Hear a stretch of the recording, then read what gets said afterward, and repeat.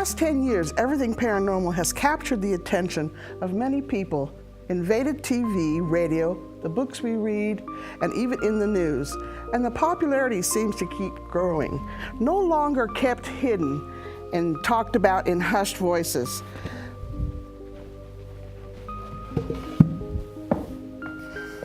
Now people are talking around the proverbial water cooler with incidents that happened years ago or just yesterday. Seems many are curious and anxious to tell stories about their own brush with the supernatural. My name is Jackie Meador. I'm Director of Central California Paranormal Investigators, and this is my co-host, sensitive healer and Reiki Master of Casa del Curandero and partner, Krista Erickson. Together we are going to be talking about things that go bump in the night and even during the day. We are going to take you to places that some say are haunted, meet those who hunt for ghosts, venture into the wilderness in search of Bigfoot, watch the skies for UFOs, discover metaphysical mysteries, and investigate urban legends. Those who are on a journey and committed to researching all manner of the paranormal. We hope you enjoy our special guests and discussions on various paranormal topics. You are watching Paranormal Journeys.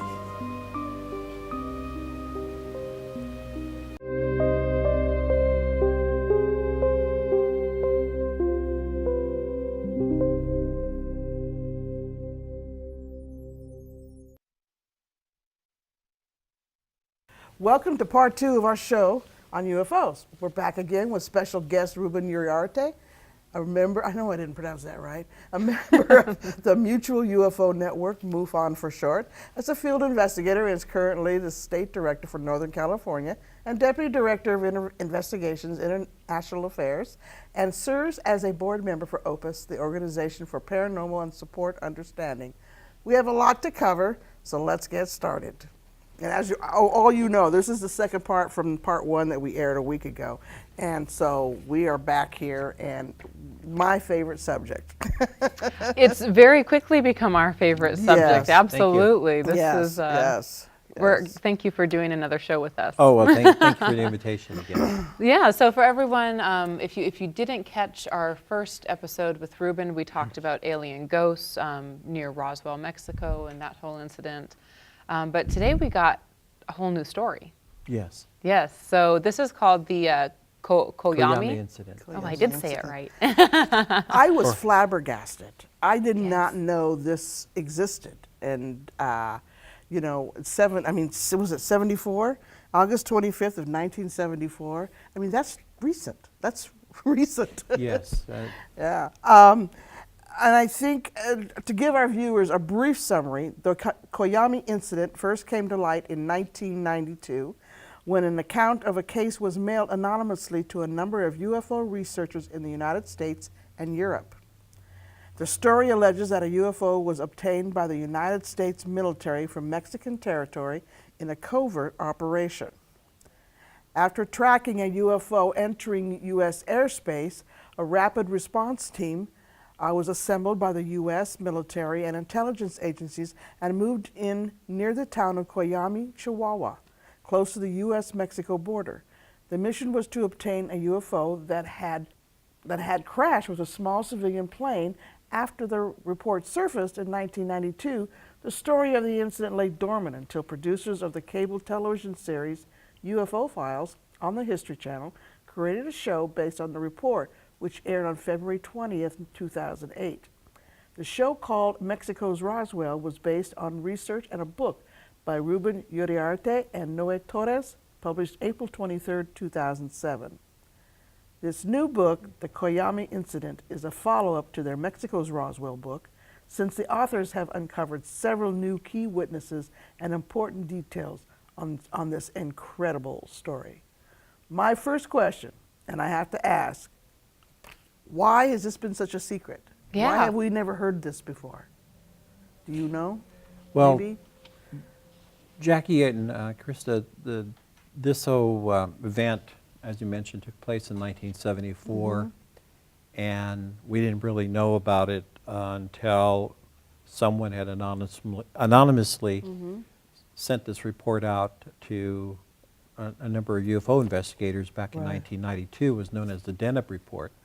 Right. I read that. Deneb, and the word Deneb is also something that's very interesting. It refers to an astronomical star point in the sky of a bright star, a very bright star.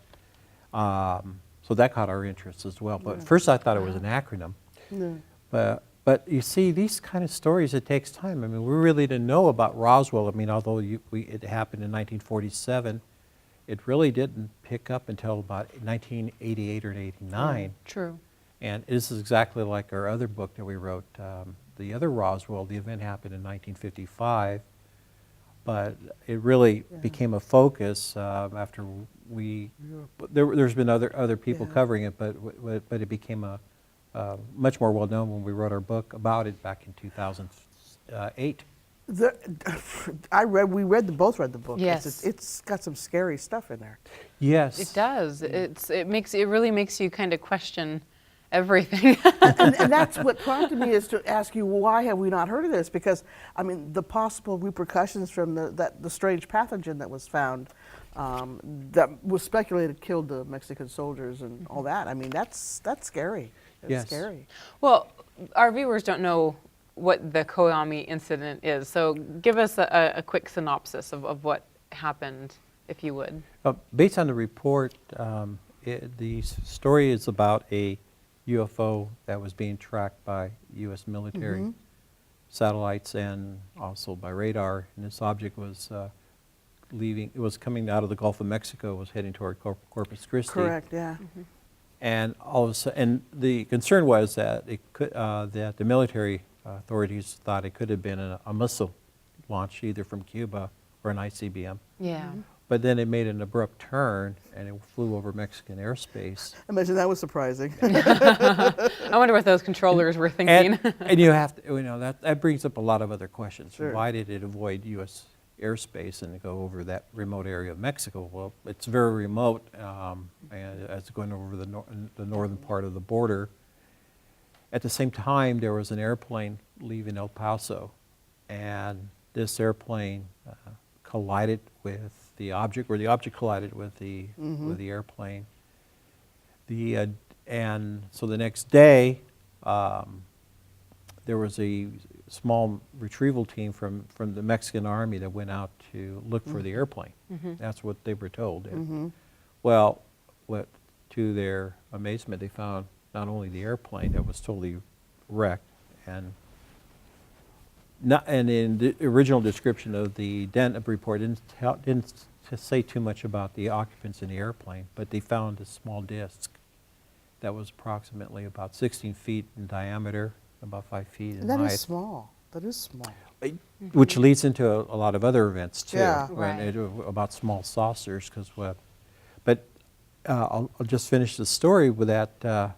What happened was that when the soldiers approached the disc and they had a convoy heading back, all of a sudden the convoy stopped. Again, this is all being monitored by U.S. spy satellites. They were looking above. We're watching everything. They were watching everything, and then the convoy stopped, and then they started finding bodies. The soldiers actually were dropping dead, and so this And immediately these are the Mexican the Mexican soldiers, yes. Yeah, okay. So which immediately the U.S. was already ready. They had a retrieval team out of Fort Bliss. And when they got the word to fly into Mexican airspace, they did with 3 helicopters, 3 Huey helicopters, and another large helicopter. So they went into Mexican airspace, and they went to the site, and they picked up the saucer, and they took it back to U.S. territory up in the Davis Mountains. I understood that they did not have permission to go into Mexican territory to retrieve their crash. Well, yeah, there's a lot more we need to that we're looking into. Right. 'Cause Well, there's- and I was going to say, it seems like there's actually some confusion about it, like, because in the book you mentioned that there may be a long-standing agreement with the Mexican government Correct. that if something like this were to happen, that the U.S. comes in and handles it because we're better prepared equipment-wise. And I think it had happened in the past, that exactly happened. That process did happen. But for some reason, because the person in charge didn't know about the understanding. Right. So Yeah, there's been an agreement with Mexico and a number of other countries, sometimes, especially during the Cold War, where either a satellite or an artifact from the Soviet Union, as well as Red China, would crash. Okay. And so they would go immediately to recover that. Now, sometimes it's a down saucer, and they'll say, well, it's a down satellite from another country, Yeah. so they're there to retrieve that. Yeah. And historically, that has happened. Back in the 1947, there were 2 missiles. There was a number of missiles being tested in White Sands, New Mexico, as well as in Texas. And that was a result of Operation Paperclip, where they brought a lot of the German technicians training, and that's when the U.S. was developing its Right. missile program. Okay. So these missiles would crash into Mexico. Right. And we'd have to go get them. And it's happened 4 or 5 times too, so at different periods of time. So that's a great cover-up for anything. Yeah, it really is, huh?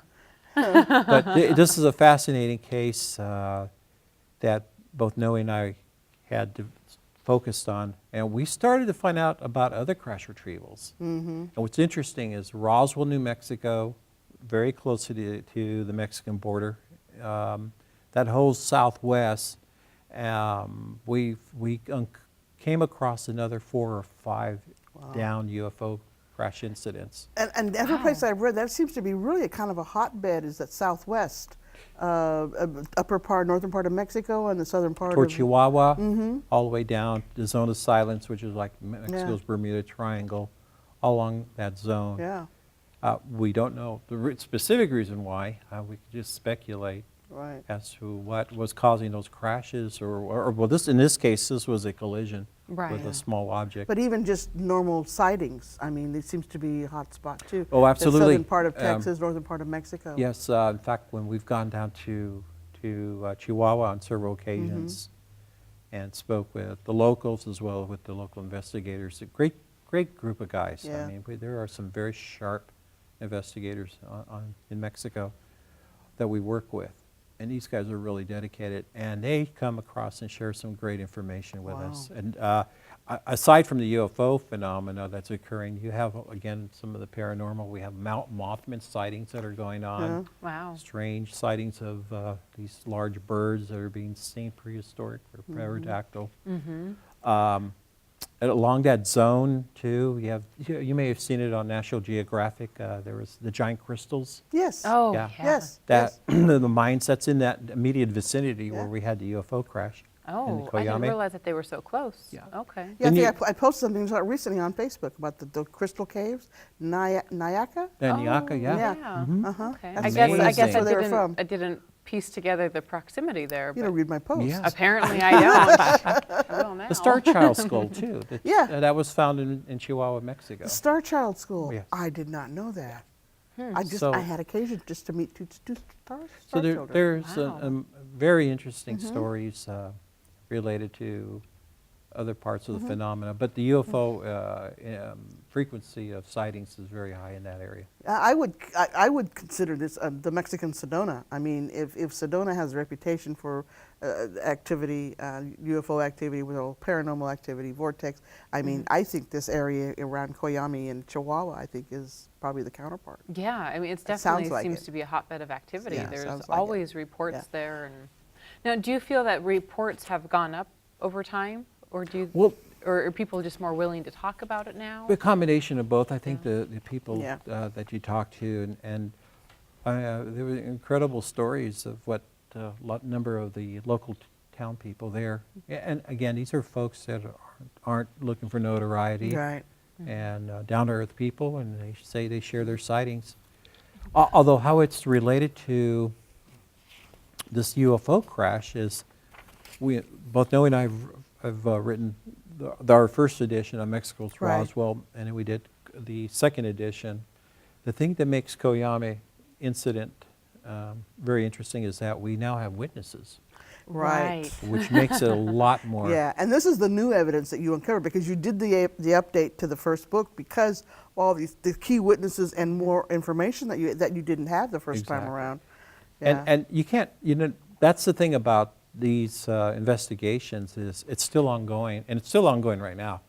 Going back to what makes this a very interesting case is that in the original Mexico's Roswell,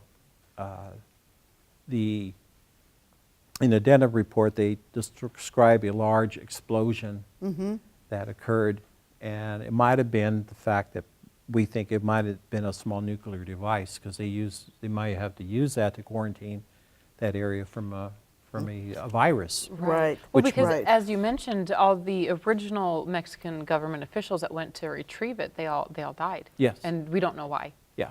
So In the Denham report, it says it might have been because of a toxic agent, but right.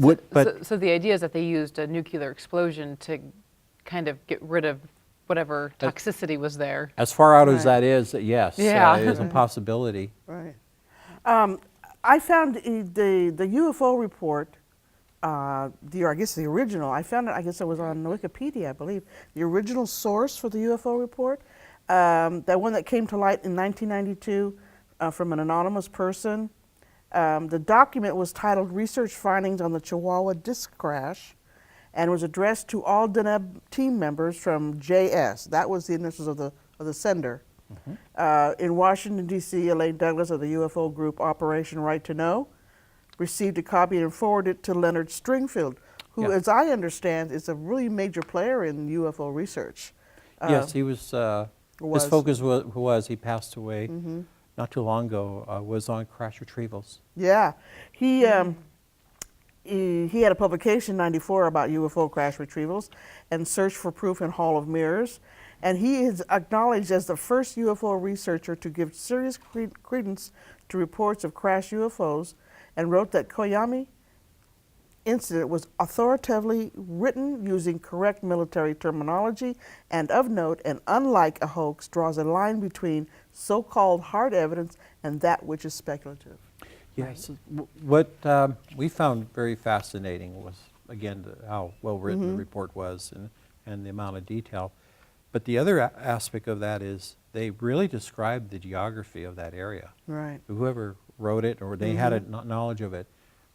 My good friend Noe Torres is from Texas, and he's Sure. really familiar With that area. with that area as well. Sure.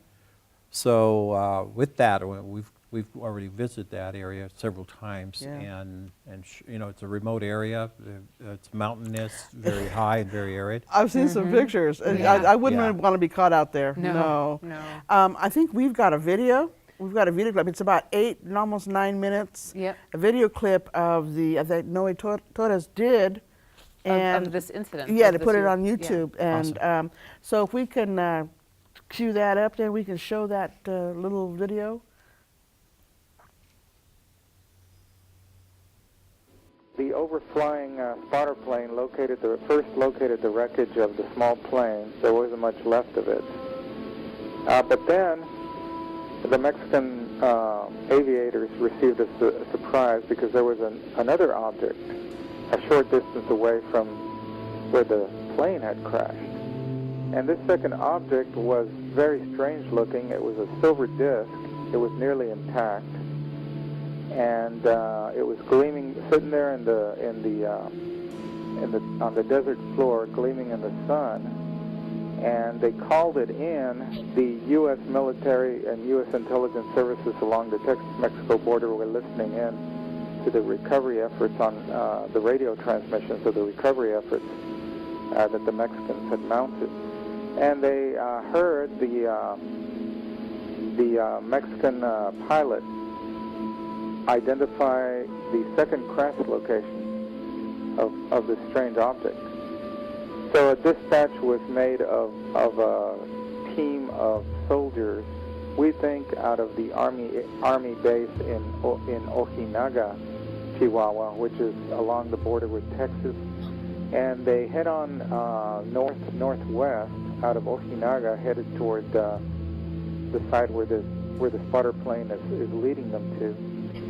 And so the story goes, as the U.S. is listening from the Texas-Mexico border to their conversations over the radio, the Mexican soldiers report finding a small silver disc about 16 feet in diameter, and it's a classic saucer-shaped, metallic silver saucer-shaped object. It was mostly intact. There were 2 damage points. There was one small dent, and there was a small puncture on the disc. But other than that, it seemed virtually intact. So they loaded it up on one of their cargo trucks, along with all the few pieces of wreckage that they were able to gather together from the plane itself, and they headed back to base. Well, they had made it an hour, maybe 2 at the most, and they were still being watched by U.S. surveillance through the use of military spy satellites and overflying aircraft, when suddenly the convoy of Mexican soldiers just stopped in the middle of the Chihuahuan Desert, and none of the vehicles were moving anymore, none of the trucks were moving. So the U.S. ordered more surveillance, and they took close-up pictures from the keyhole spy satellites that we had back in the 70s, and they sent a jet to overfly the Mexican convoy site. And the pictures that they got back were absolutely amazing, because it showed that several Mexican soldiers were just lying, their bodies just strewn across the sand. Some of them hanging halfway out of their vehicles, others just slumped over in their vehicles. So obviously something had happened that was serious. And while all this was going on, there had already been a command given for U.S. recovery team, incursion team, to be assembled in El Paso, and they were prepared and ready to go should they be needed for a recovery operation involving the U.S. So after the situation happened with the Mexican soldiers going down for some unknown reason, the U.S. recovery team was at that point green-lighted. They were transported by helicopters very quickly from El Paso, which is only about 200 to 300 miles away from where this happened, less by air. So they were very quickly transported out to the location of this crash, and or rather of this recovery attempt by the Mexican military. And what they found there, when they arrived there a short while later, they determined that, of course, the U.S. soldiers were dressed in biohazard gear and were prepared for the possibility of being exposed to some kind of toxin, either chemical or biological. So what they found there was that the Mexicans were all dead, and apparently within an hour or so after being exposed to the wreckage of the downed UFO, some agent that they had been exposed to had consequently proven to be lethal to them. And this is a very interesting story, Dee, that we can explore further as the program goes along, because we've spoken to a couple of people who say that they were part of military crash retrieval teams like this, and we received a lot of information about what goes on to protect these soldiers who go out to recover an object that has come in through the Earth's atmosphere, whether it's one of ours or somebody else's. After the recovery the Mexican recovery failed, of course, the U.S. arrived, determined that the Mexicans had been killed by some sort of possible chemical or biological exposure.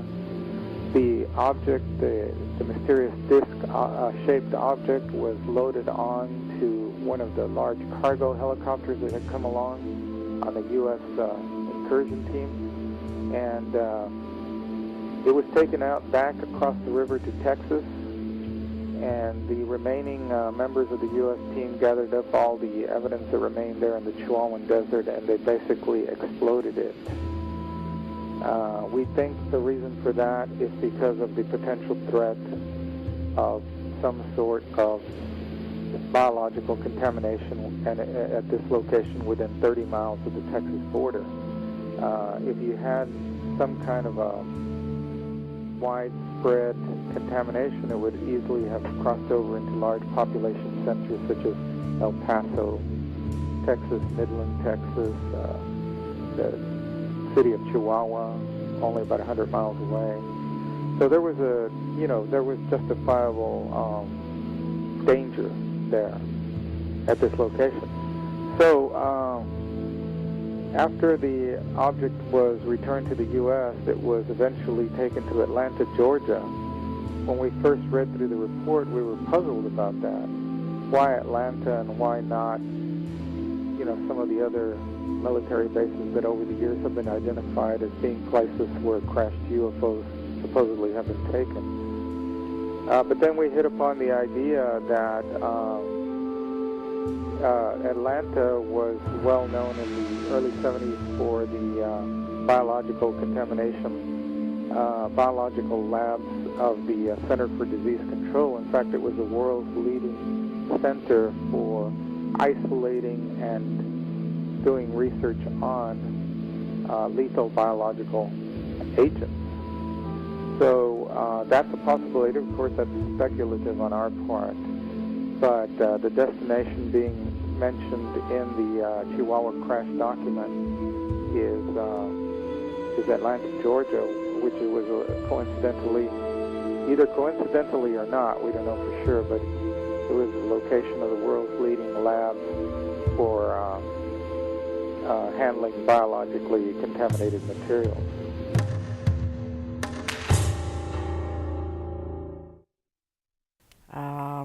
The identification of the civilian plane. I know there's some speculation it may have been a drug runner or a smuggling plane from Presidio. It was a Mexican registry and a Mexican pilot, and I think you may have, the book says may have identified the pilot, that there was a newspaper clipping of a guy who had died around the same time, and that was Enrique Rivera Gutierrez. So, but I had wondered when I read the book, when I first part, because this was in the latter chapter, but when I read the first part of the book, there was no way nobody had identified the pilot of the plane, thinking it was a Cessna 180, and yet it was crashed. And, the other thing too, were the soldiers, we got names of the soldiers that were there. Yes. I mean, that's some pretty hard evidence. Both those. U.S. and Mexican. Yeah. That's a pretty hard evidence. I still tell anybody can deny this happened. That's why we came up with the third edition Yeah. of the Coyame Incident. Is we started to get a variety of tidbits and information, going back to the name of the pilot of Right. that plane. We have assistance from our Mexican friends, or investigators that are Right. doing a lot of research with documents and also death certificates. And then going back to the names of the soldiers, one day I was going through the internet and checking on Mexico's Roswell, because I know he had put up this general information about it. And then I noticed, wait a minute, this is different. And I kept reading it, and it had the names. And it added names, and then a description of the airplane. I said, wow, somebody got in there and started adding information, and for what purpose? So talked to Noe, and then immediately Noe started to go through the internet and trying to find a source in which he got in contact with. You did, yeah. However, the source of the contact source was never specific. He never really addressed Noe's But you did questions. validate one of the names of the soldiers, am I correct? Well, it's not totally definite yet. Okay. We still need to go and find further evidence with the death certificate, if we can find that. Right, right. But we're getting assistance again from our counterparts Yeah, in they Mexico. seem to be a lot of help. I know you mentioned them quite a bit in your book. Yes, again, it's a collaborative effort, Sure. and Sure. and that's the way it should be. And it doesn't surprise me that it's so difficult to find names of the pilot of the soldiers that passed, because if this was a UFO incident, of course everything is going to be top secret. You know, it's not like it's just going to be out there. And with the additional evidence in the Coyame incident, for example, we have a witness that was there visiting his family. He was about 12 years old. This happened in '74. He had grandparents that lived there in the Coyame area. And so one day he was riding his horse. Mm-hmm. He was riding his grandparents' horse, actually. And it got dark. And so the young man dismounted and started to take care of the horse and everything. And then he noticed something across the road. He thought it was like an animal.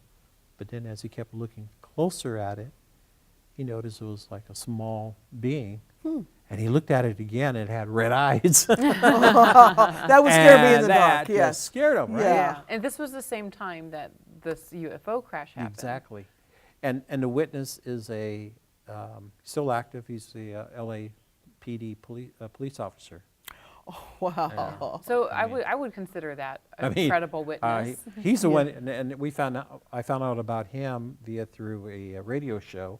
He Okay. called in, and then we got in wow. contact. Wow. And so we have his story in our book. Wow. What also we have too are a school teacher, a former school teacher, and her son back in '74. They were driving onto Texas side, and they remember seeing a large explosion. Mm-hmm. Yes.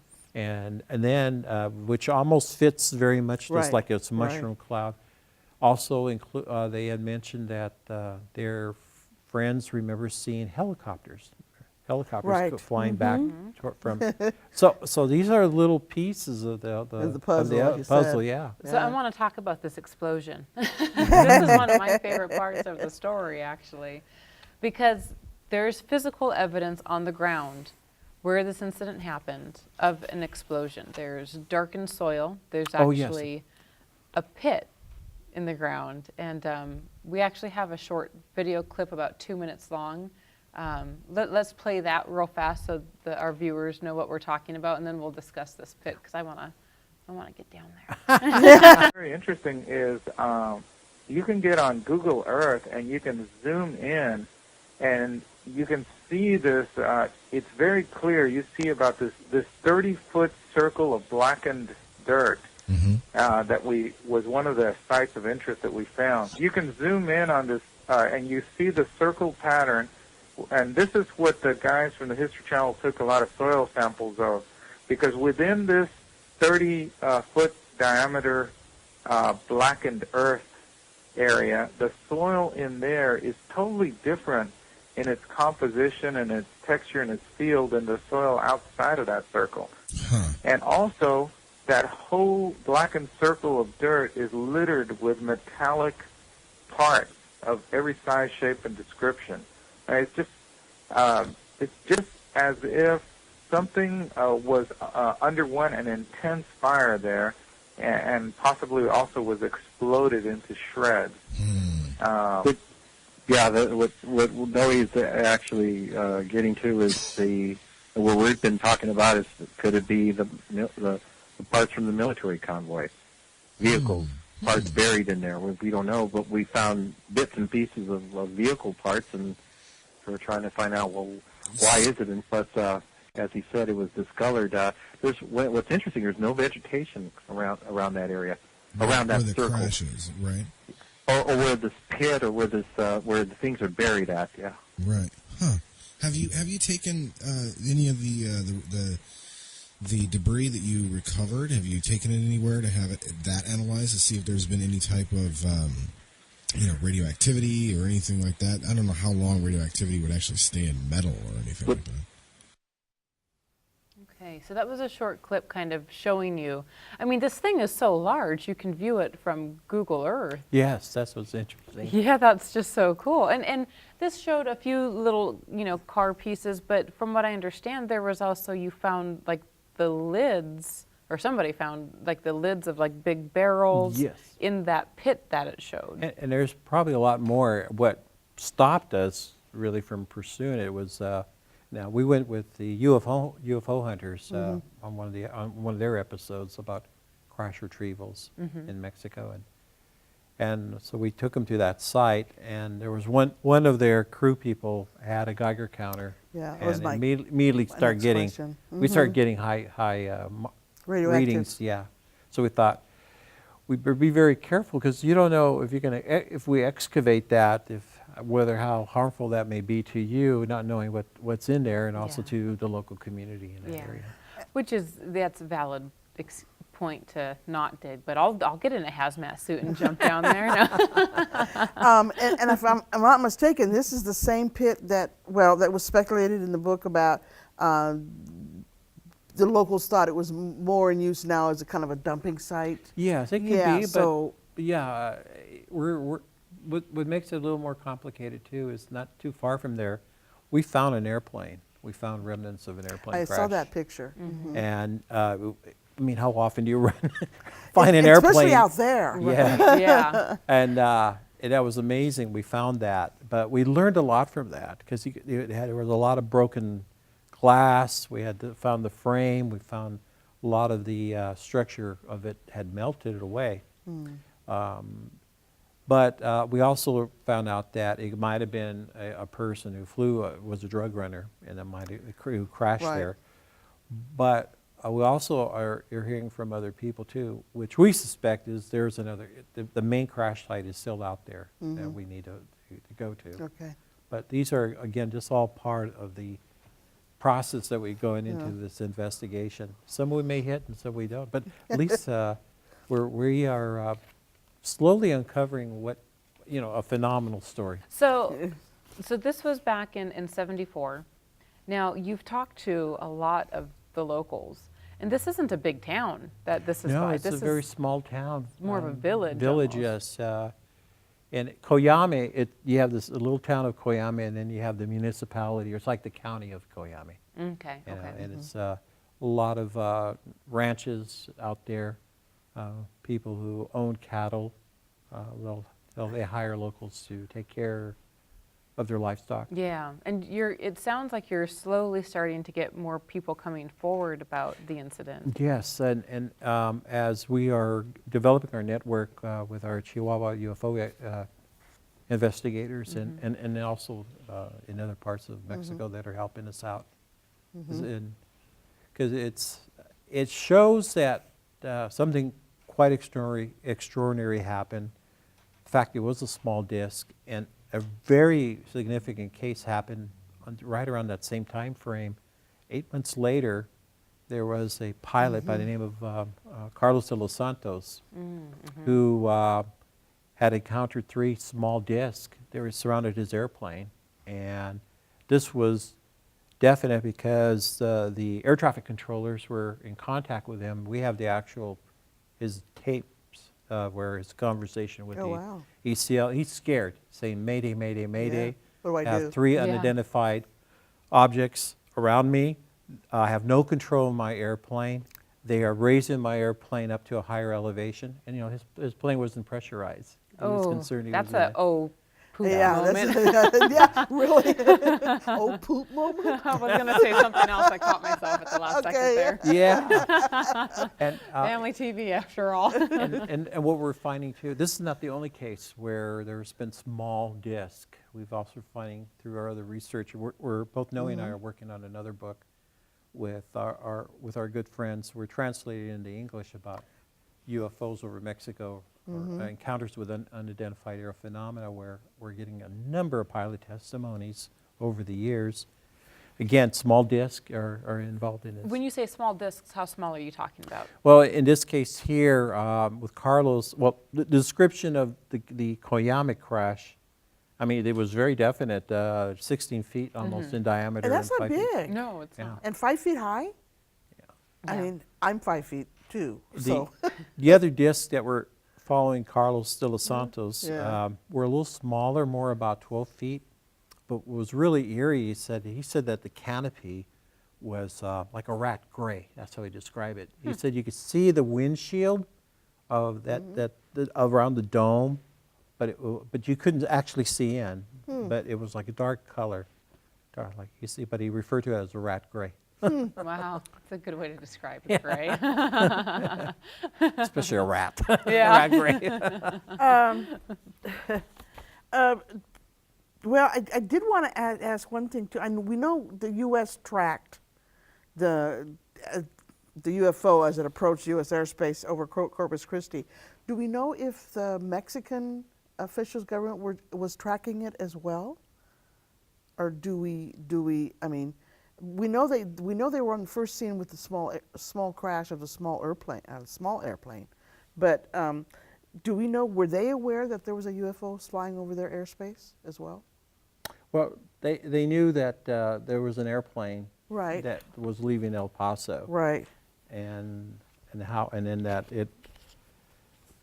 when it crashed into the Coyame area, which it is a very good question for us to take a look at. Yeah, is how yeah, did they? how would they know? And that they were on scene to recover. U.S. was trying to contact them to get permission to go in to retrieve the crash site, the UFO crash, what they suspected. They were getting turned down, ignored. You know, the difference with this case here, and like the other case, the other Roswell, is when the UFO had crashed on the Mexican side, the soldiers were alerted. I mean, the Mexican army. Okay. Or So they knew they knew about it. Okay, Yes. that's what it was. And there's another aspect to this is that the CIA has its headquarters in Mexico City. It's one of the largest. And they knew, certainly And knew. there's always mention over the years that whenever these particular events do happen, there's always a presence of CIA. At least this is based on what we've been reading. It makes sense. Well, yeah.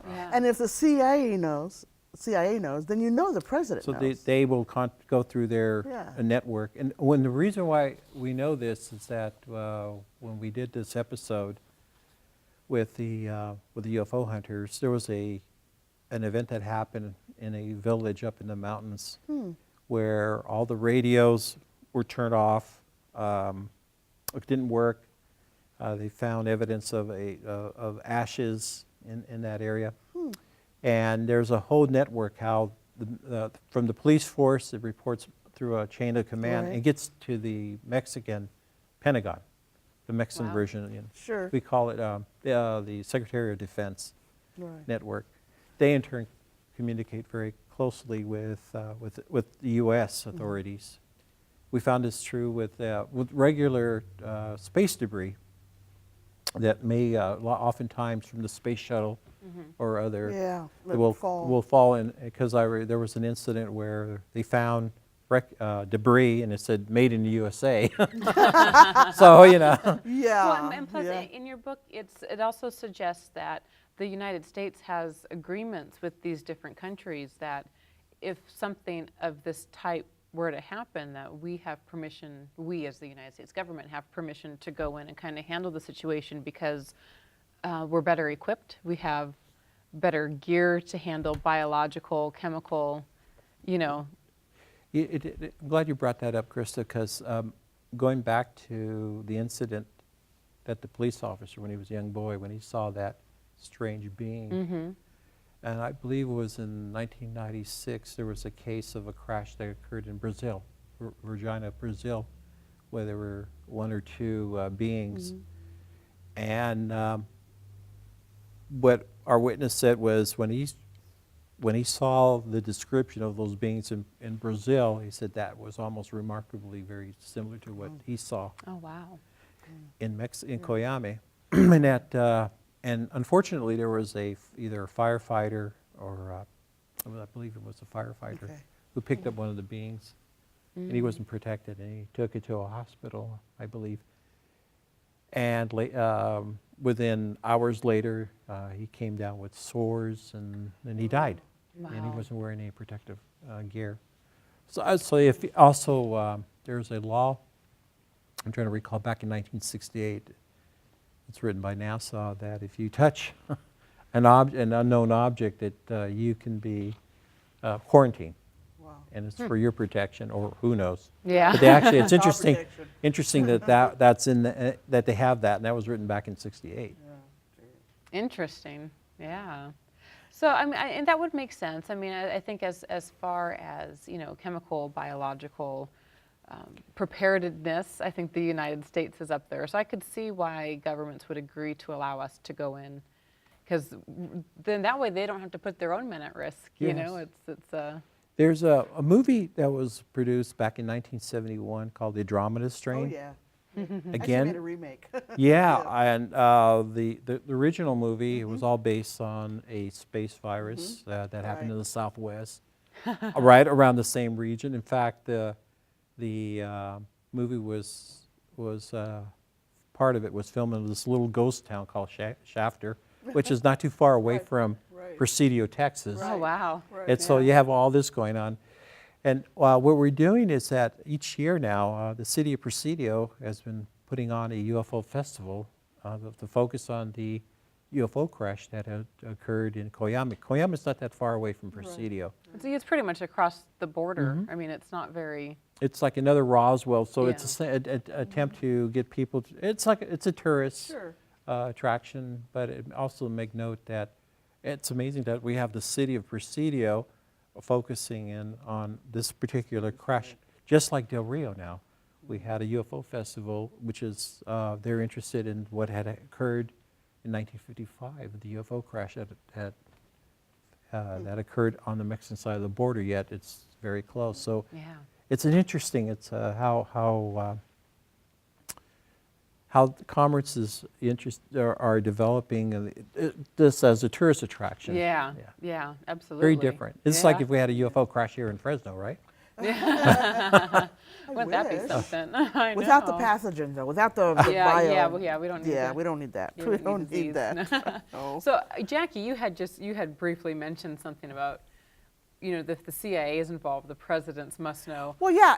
And, I mean, there's a whole chapter in the book, but Yeah. these presidents had to have known Well- about all these, the 55, the 47, the 74, and probably 100 others incidents. And you found President Clinton. Yeah. Let me see if I So can tell find us it. about it. He was on what, Jimmy Kimmel? He was on Jimmy Kimmel Of all the other day. I think it was last week, and let me see if I can find the.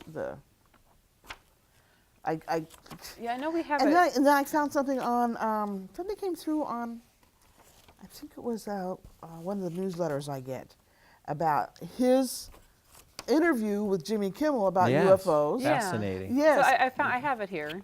you have it. Yep. Okay. So he was a guest on the Jimmy Kimmel show, and Clinton was quoted as saying, "I don't know," as far as being asked if Earth was visited by aliens. His response was, "I don't know, but if we were visited someday, I wouldn't be surprised. I just hope that it's not like Independence Day." I always did like him. But he also said that we know that there are billions of stars and planets literally out there, and the universe is getting bigger. We know from our fancy telescopes that just in the last 2 years, more than 20 planets have been identified outside of our solar system that seem to be far enough away from their suns and dense enough that they might be able to support some form of life. So this is, our former President Clinton saying this. Yeah. But he also denies having any actual knowledge. Right, and he said he did have them do some research, his staff or whoever. He Yeah. did have them do some research and bring up anything they could find, and he did look at it. He didn't find any evidence of any UFO crashes or retrievals or anything, which Well, I'm and- sorry, I have to laugh at.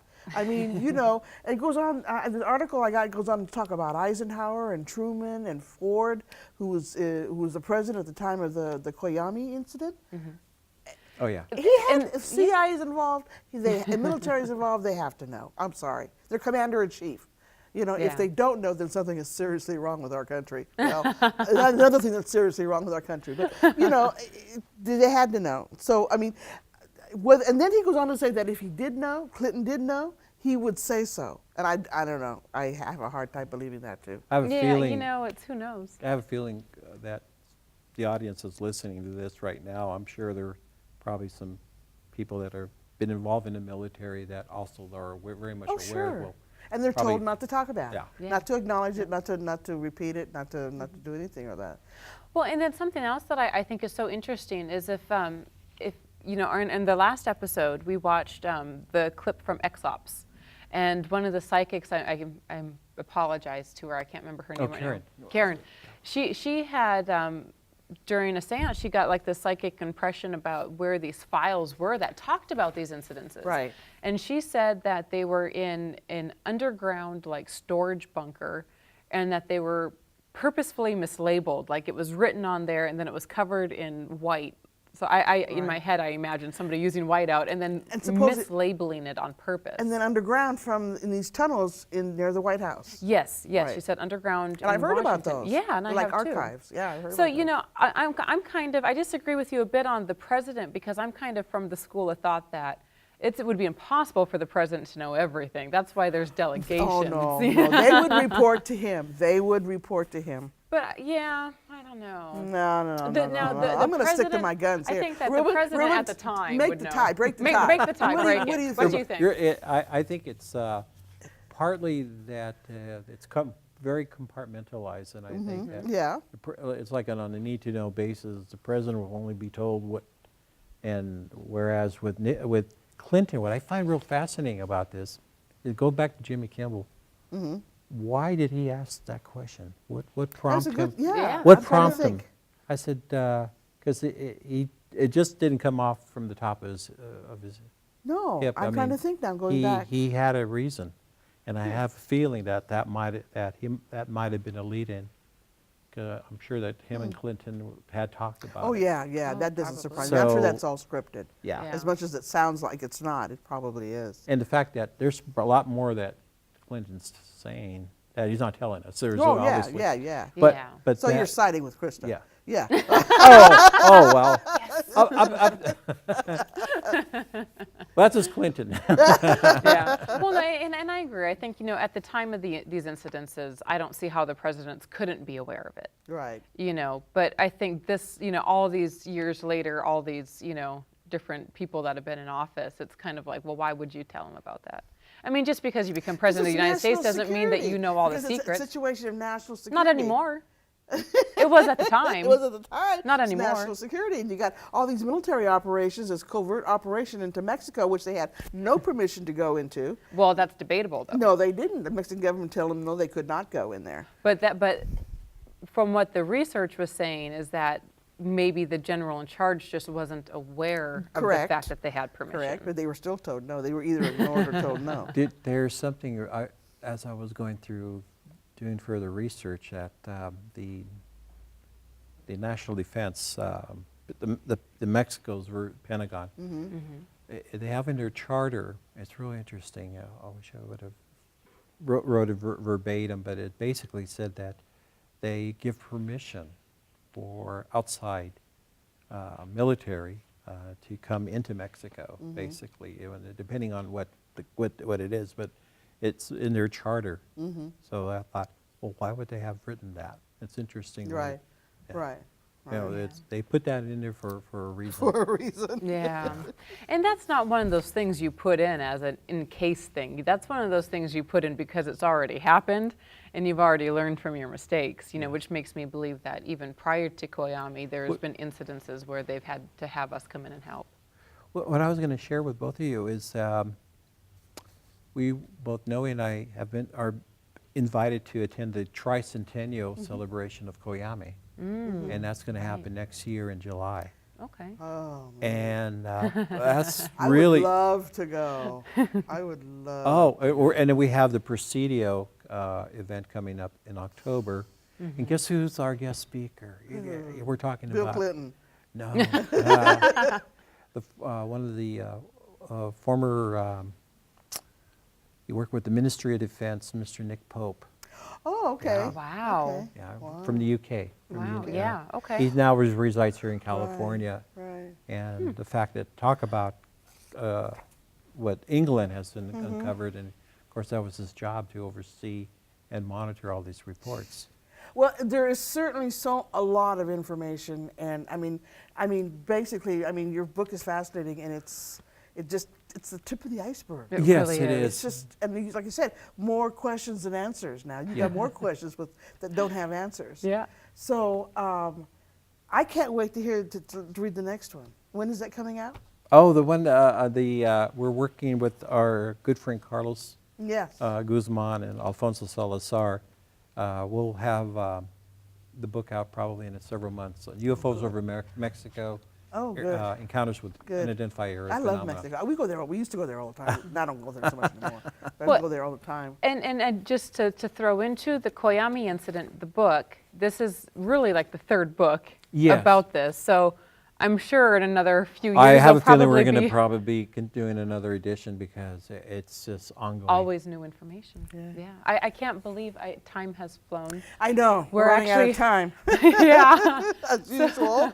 Okay, we did, excuse me just for a second, Ruben. We're just, I know 2 hours wasn't going to be enough. Too quick. 2 hours was not going to be enough. Just flew by. So you're going to have to come back. That's all there is to it. All right, for the PJ mailbag, we have from Jared, love the show. Thanks. Linda from Fresno wants to know, the show will be aired on other TV channels. Linda, I don't know. I think they are, but I don't know. We're working on We're it. working on it. From Robert, who says a great show, loves the guests. So, and then Krista, you have some announcements? Yeah, so a couple quick announcements from us. It looks like Paranormal Journeys is going on location this summer. I'm really excited about this. We have been given the green light to tape our show at the Graber Olive House in Ontario, California. And this is actually part of StuCon 14. Yes. So you may or may not remember Scott Grunwald, the guest from our second episode. He's the one that runs StuCon. We've gotten permission, so we're actually going to film a show down there, and that'll be interesting. So we hope to see you there. It's extremely affordable, StuCon. So if you can go, it's like what, $5? Yeah, thank you, Jackie. It's $5 to get in. That is absolutely unbeatable. So go if you can. We'll see you there. You can check it out on Facebook at StuCon 14. Or at a website which we will put on the screen because it is way too long for me to try to read. Okay, also mark your calendars for the 4th annual Preston Castle Paracon 2014. This one is September 19th and actually the 19th, the 20th, and the 21st. So this is going to go Right. on over an entire weekend. Right.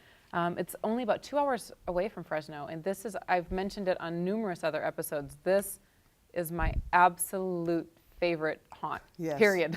Preston Castle. I love this place. Go if you can. This place is amazing. Doug Carnahan and MPI put on great conferences. It's just a lot of fun.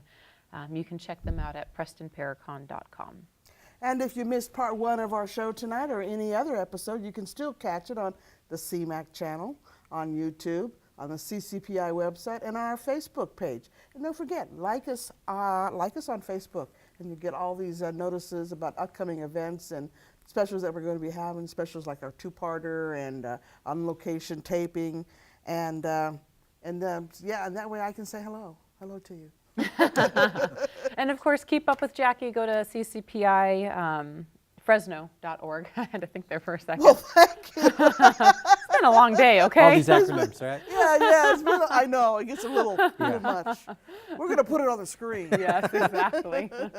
And then you can always find what I'm doing with Casa at casadelcadendero.com. So I think that wraps it up. So thank you all so much for joining us. Again, this was the second of a 2-part series with Ruben. Thank you. Yes, Thank you. This was great. And like Jackie said, 2 hours wasn't enough. The thing about the 2 hours is like I have so much more to share. I know. Well, you I just have to know. come back. Yeah. That's all there is to it. Maybe we'll bring you back just once a year just to give us an update about all the stuff that's Yeah. going on. So Ruben, real quick, where can people find you? MUFON.com? Yeah, Northern California MUFON.com. Okay. And then both Noe and I have our website, RoswellBooks.com. Okay, so if Okay. you want to get in touch with Ruben for anything, shoot him an email. We'll put those up as well. Okay. So that'll all be on there. Special thank you to Ruben for joining us and sharing his journey with all of us, and to Noe Torres, who allow us to talk about him. Yes. No, he's a great guy. And, Thank you. Yeah, very I want to make sure I knowledgeable. give him Oh, yeah. a nod, so because Absolutely. a lot of this too is we wouldn't do it without you guys both. So on behalf On behalf of Jackie and myself. take care, be safe. Thank you, everyone.